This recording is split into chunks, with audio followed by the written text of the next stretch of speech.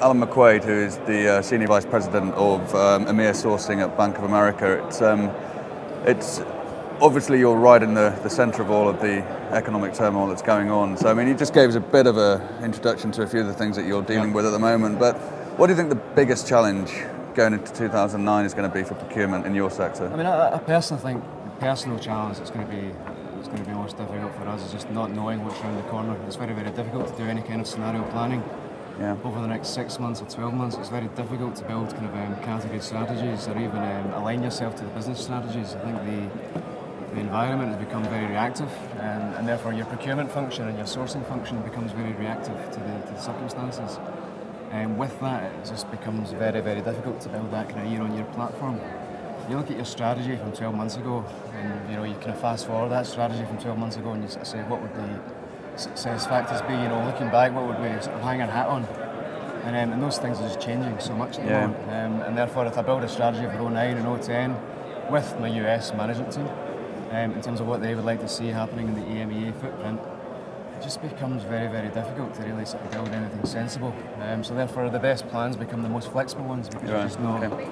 So flexibility is key. Absolutely, absolutely. You have to be a wee bit clearer on how you're going to coordinate globally because if something happens in the Asia market, it affects the European market. If something happens in the European supply base, it affects the US deals that you perhaps sort of traded off of. I think you have to be more globally aware. Okay. As a procurement function, I think you have to be really on top of your numbers in terms of the cost benefit of your team, of your deals, and how you interact. I think you have to start doing things differently.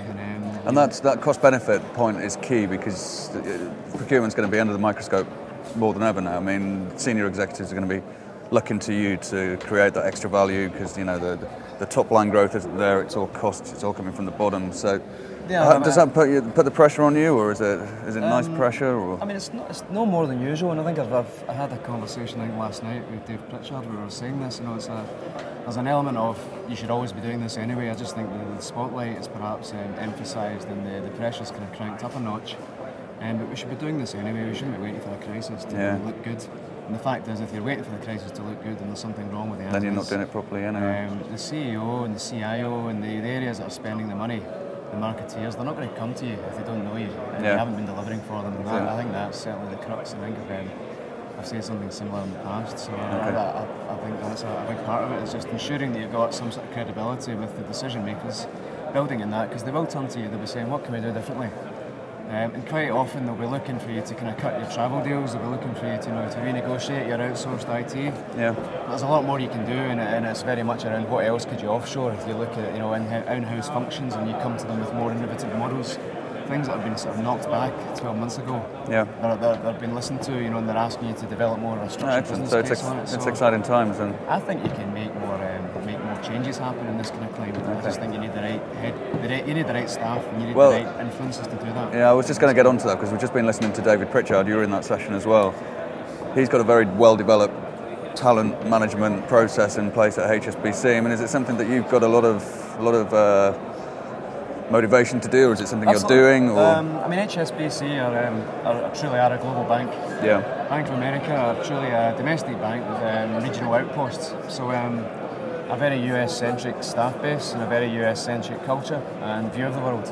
So although as much as we try international assignments and exchanges within the sourcing organisation, I think we need to do more of it, and sadly it needs to be more probably bringing the US guys out into other territories to understand a wee bit more about the other markets. Dave touched on it in that session, but I think that's the crux for us, is getting the US decision-making power to really understand a bit more around the macroeconomic climate. I don't mean that to be derogatory, I just think that a lot of these guys are very skillful, very strong, know their category very well, know their local market very well, but they've been born and bred in the US.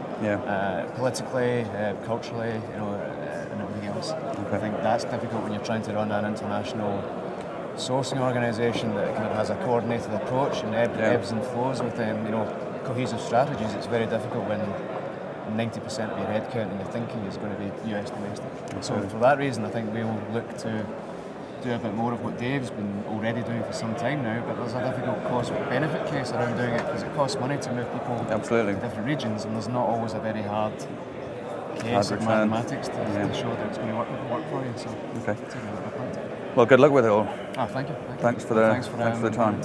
No problem.